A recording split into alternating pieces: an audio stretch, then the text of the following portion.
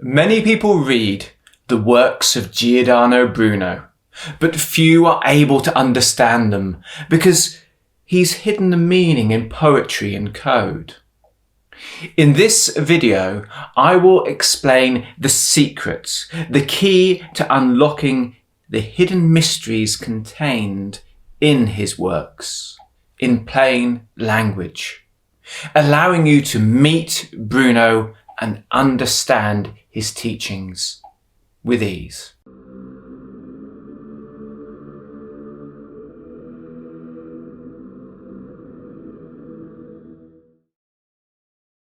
Hey there. So let's start to explore Bruno's teachings. First and foremost, everyone knows that Bruno is a memory expert and all his teachings revolve around memory techniques. But do we really know what he meant when he said memory? You see, during his day, the word memory had a lot more to it and some very different connotations. Memory referred to anything you could form in your mind. And yes, it mostly was used to refer to things from the past, but it was also used as a creative technique to imagine things and create things in the future. If you wanted to invent something, you'd make an inventory in your memory and move on to that next stage of creativity. Likewise, memory also had all the associations that we would modernly put to creative visualization or self-hypnosis. There was an idea that practicing memory could change you. This belief that whatever you remembered, whatever you put into your mind became you was ubiquitous across the whole of Europe in the day. So if you were to memorize a poem about being brave until you could recite it with ease, you would become more brave. Likewise, if you were to meditate upon a statue of an angel of truth and learn all the symbolism behind that angel, the meaning of its wings, what it's holding, its clothing, to the point where you could see it clearly in your creative memory, you would be able to become at one with that truth, and you would speak only the truth and be better at seeing truth in your life. Church authorities in the day had indeed explained this process in detail, and Bruno had read some of the greatest works that discussed this. So, for example, St. Thomas Aquinas and indeed his teacher, St. Albert the Great, both believed that this worked by putting that knowledge into something they called your estimative ability. This was really their term for the animal self or subconscious. It was as if by remembering something, you were creating a association, the same kind of association or learning experience you would get from a dramatic event.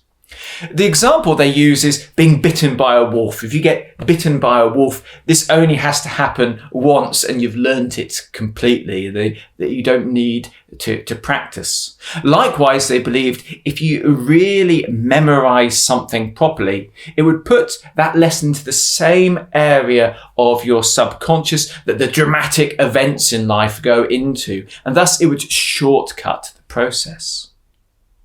Bruno had most certainly taken this teaching on board, but he also believed there was something deeper and more significant happening.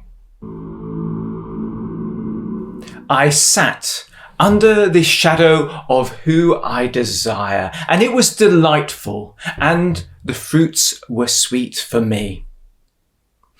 This is a quote that you've probably heard before because Bruno uses it everywhere. So much so that we could say it's his motto.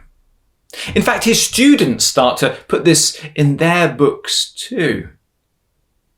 And it's central to understanding what Bruno means by shadows.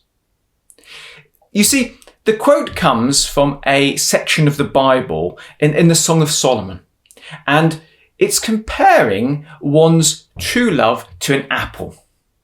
It says that amongst all the trees in the forest, there's the apple, and amongst all the people in the world, there's my true love, and I sit in their shadow and I receive sweet fruits.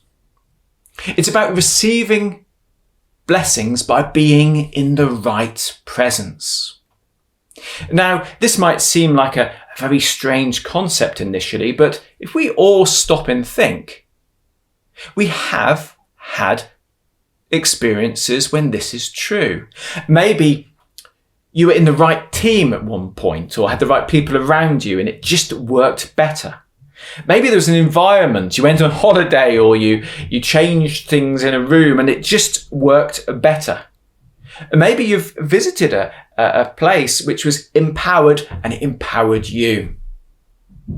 So Bruno's whole philosophy and his techniques are centered around receiving blessings from being in the presence of something positive. Now, within Christianity, this quote had already been repeatedly interpreted in the same way. The idea is that if you put yourself into the right state and you are in the presence of something higher, something blessed, you will be blessed too. For Bruno, the shadows that he was seeking to sit in and the blessings he was wanting to receive were a little bit more specific. Bruno believed that if you memorized something in detail, if you created enough resonance and sympathy with something, then you would connect with it. And this would work through the following manner. First, the image would be in you. You would have memorized and you would have contemplated and really created a clear inner statue or inner symbol which created a resonance. Bruno believed that this would start to link you with the whole concept in what he called the world soul. The world soul was probably the name in the day for what we'd call the group subconscious now. It's the whole energy around the world. So if you were creating a symbol for love, if you were memorizing love, eventually you would go beyond yourself and you'd start to connect with all the love in the world. But there's more. Bruno believed that if you continued with this practice, you would go beyond the world soul and you would connect with the original thought of love, the divine presence of love, which is in the mind of divinity. And this would elevate you. You would receive blessings, powers, and abilities by becoming at one with it. So now we have established that Bruno's system and his methods are focused on allowing you to sit in the presence of or the shadow of an original concept or idea. The aim is that you will receive the blessings from being in this positive influence. But how do you do it? Well, Bruno and many of his contemporaries were well educated in this matter because it wasn't a new concept. You can read in texts from Plato through to Hermes Trismegistus to Plotinus that contemplating an idea can lead you towards it or allow it to send its influence towards you. Plotinus states, when a soul shines towards something which is above it, there is a contraction that brings these two together. And we'll be talking a little bit more about contraction very soon. In the Corpus Hermeticum, it states that an idea can be like a magnet or lodestone, is a term they use, which lifts you up towards it. The whole idea is to get in resonance with this original concept or higher force through the law of sympathy. Bruno's instructions are very clear when it comes to this once you know what he's doing. So he states that you need to make sure your memory has many different layers to it so that you can focus your mind completely on that concept or idea. So going back to our angel of truth, you will be memorizing all the syllogisms of logic, all the benefits of truth, all the ways to perceive truth. You'll be memorizing poems and images, everything on that angel, which will keep your mind just on truth in meditation without disturbance. Now, this whole technique not only requires a lot of practice, but it also requires a wholeness of the self. Your mind, if it's not in harmony, if it's not at peace, if you're not purified, will keep moving you off to other things. He also states that the image must become constant and clear. He makes absolutely firmly plain that you must connect with your mind, but also your heart. The whole of you must be directed towards this memory so that you can achieve a sense of oneness. This clarity also requires intensity. Just like a shadow is only clear when the light is bright, you've got to keep aware, you've got to keep focused, you've got to rest your mind completely on this image, on this memory, on this concept, and then you'll start to make the connection. When you have managed to get this right, you will experience something that Bruno calls contraction. But what did Bruno mean by contraction? If you've already studied the Eastern traditions of meditation, you probably already have a very clear idea of what he's talking about. Contraction is samadhi. It's an ecstatic oneness with the subject that you are meditating upon. Now that we can see this connection, many people watching this video can see it all fall into place. The instructions in the ancient yogic manuals for meditation are almost identical to Bruno's suggestions for your memorization. And likewise, the outcomes are the same. In the Yoga Sutras of Patanjali, it's very clear that if you meditate on something and become at one with it, you will receive its qualities. If you meditate upon an elephant, you will gain great strength. If you meditate upon the sun, you will understand the movements of the planets. This is the same as gaining the fruit from sitting in the shadows. Now, Bruno had probably started using this term contraction after he read it in that quote from Plotinus I mentioned. Or it could have been there's a book called the Book of Causes, which I know he possessed and had influence upon him, that uses contraction in this very specific way. Wherever he took this term, he really ran with it. And you can see in his works many different techniques listed to achieve contraction upon one thing. This ecstatic state of union where there's no you, only the subject that you're meditating upon or remembering, can be achieved from ways that Bruno doesn't recommend, like fasting or exercising yourself or going into some kind of ecstatic trance. But there are other methods. Of course, he recommends using memory to keep your mind on something for a fixed period, or going beyond yourself and directly into that higher presence. But Bruno's teachings are more than just a method of meditation through memory. There's also a schedule and a syllabus. But what is that schedule, and how can we take advantage of it to gain those benefits and sit in those shadows?